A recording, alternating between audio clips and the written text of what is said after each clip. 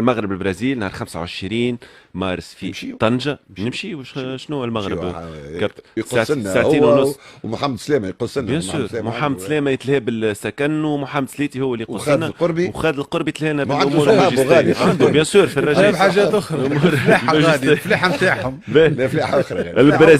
البرازيل ستحل بالمغرب نهار 20، تربص 5 أيام في طنجة، 5 حصص تدريبية، هذا حسب الكوميونيكي والبيان اللي أصدرته ولا أصدروا الاتحاد البرازيلي لكرة القدم. دونك ستاج تربص للبرازيل في طنجة بعد الببليسيتي الكبيرة اللي ريناها للمغرب في كأس العالم للأندية. طنجة، الرباط، البرازيل ستحل بمدينة طنجة.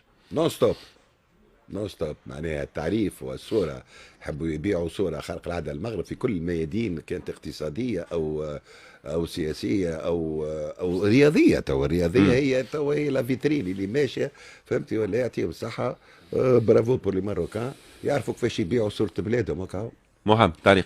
والله شو نقول لك، المغرب يعني بلاد نتاع جو، نتاع شيخه، نتاع للبرازيليان، نتاع توريزم، نتاع توريزم، نتاع سياحه بالضبط، نتاع تفرهيد. انا نظن نتاع كوره زاده. اي انا نظن اللي ركائز الفريق اللي هما ينجم يكون عندهم يد في الحكايه هذه، في ستاج بجمعه ينجم يكون عندهم يد. اولهم ركائز شكون؟ برازيل بالطبيعه. نيمار مش غادي، مش حاضر نيمار. لا مضروب نيمار. حاجه اخرى خاطر هما البرازيليين الكل يحبوا ديما يحبوا الخرجه والجو وكذا. الناس كل تحب الخرجه والجو. راه محمد مش كان البرازيليان. شوف قداش خذات مش عليك فلوس. فلوس. اتونسيون ماني ان ذا بانك. مش شو خويا بكل احترامي محمد، مش ملاعبين يقولوا باش نمشيو تو لطنجه نشيخوا ولا كذا. مع بعض التاخير تلتحق بنا هجوره